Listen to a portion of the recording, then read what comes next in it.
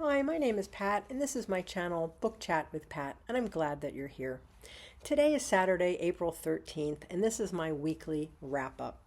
This week I have made some headway on several projects, challenges, and events, but I haven't finished reading too many books that I can actually talk about here at this time.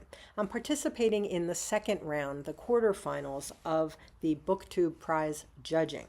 Last round, the octafinals, I read 6 nonfiction books. This round, I was assigned to a fiction group, so I have 6 novels to read. I'm on the third one now, so I guess I'm making decent progress, but we're not really supposed to talk about the books that we're reading until the judging is over. So I'm going to come back to this later after I've finished all 6 and the judging has been completed. So far, I read 2 excellent novels, and the third one is seeming to be very good also. This may be a more difficult round for me to judge because so far I'm liking everything that I'm reading. In the last round, it was clear to me that there were very definite top books and there were books that were not working at all for me. That's not the case here. More about this soon. I'm also participating in Classics and Company, their read-along of Victor Hugo's very large novel, Les Miserables. This is my first time reading this novel. I reported last week that having just started it, I found myself surprised at how easy it was to read. I read 400 pages in the first week and I felt completely engaged and I was just floored at how accessible the text was. I felt so immersed in the world of the novel. Now, week 2, I've read just a little under 300 pages this week, and I'm finding it to be much rougher going at this point. I know that Hugo is famous for these very long digressions into various aspects of history. And I've hit several of them this week, and I have found that my attention is drifting. I'm feeling less engaged. I want to get back to the action involving the main characters.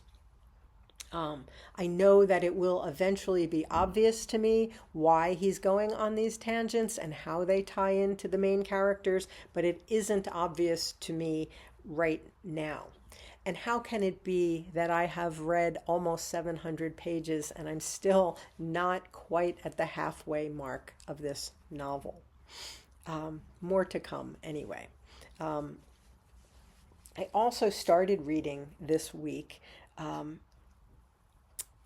the novel of the century, the extraordinary Adventure of Les Miserables by David Bellos, who is a Princeton University professor. I'm reading this on the recommendation of Shawn D. Standfast. He recommends this as a companion to the novel. It is, and I just started it on Thursday, but it is helping to shed some light on the meaning of some of these digressions, and hopefully it will continue to help me as I go along. I'll come back to both of these books again next week.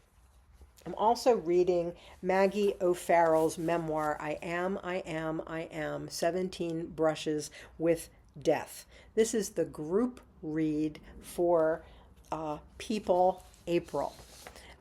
This is hosted by Roz at Scally Dandling About the Book and by Elisabeth at Bookens and Books. I adore Maggie O'Farrell, and her writing in this memoir is breathtaking. But as I said recently in our group chat, I can only read this book in small doses. Each of her brushes with death, but especially those related to childbirth and miscarriage, they are leaving me feeling almost like I can't breathe. I am finding this. I'm finding this more and more as I age, that I have, when writing is very, very powerful, I have such a visceral, physical reaction to my reading that I actually have to stop. I have to stop reading. I have to go outside. I have to breathe. I have to walk. I go to the gym. I work out. Or I just take a little walk. One of the novels that I finished for this round of the BookTube prize had this effect on me also, where I found myself weeping, almost to where I couldn't catch my breath. It happened in the octafinal round also. I think I talked about that in my review of the 6 books. Rough Sleepers by Tracy Kidder had that effect on me as well. This didn't used to happen to me. That's not entirely true. This used to happen to me when I was a very young reader. When I was a kid, I could get so emotionally wrapped up in what I was reading that I just felt everything so deeply that I could have this kind of a reaction. But it didn't happen to me through most of my adult life of reading and studying literature and teaching literature. And it's starting to happen again recently. And I wonder what this means. Maybe that's fodder for another video. Anyway, I will continue with this memoir. I will finish this, if it doesn't kill me first.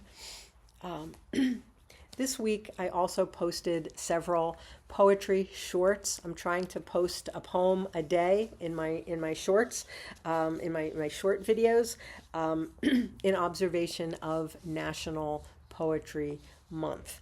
And I will continue to do so for the rest of the month of April. I also did another episode of Poetry Thursday. This past week, I did an episode on Mary Oliver. In preparation for that, I read widely in several of her poetry books that I own, and especially in her final book, Devotions, which is a collection of her work. This has samples from all of her books, and I read widely in this week in preparation for that video that went up on Thursday. I am always nurtured by Mary Oliver's poetry.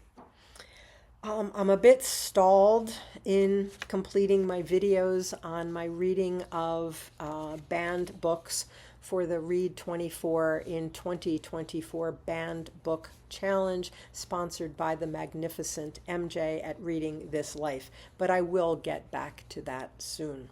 So that's all that I have for this week. Oh, and tags. You may have noticed I have caught up on a bunch of overdue tags. I wanted to get tags done for especially the ones that pertain to events that are taking place right now. And I have a few more coming next week. And then I should be caught up. As always, thank you for watching. I hope that you're doing well. I'll speak with you again soon. Take care.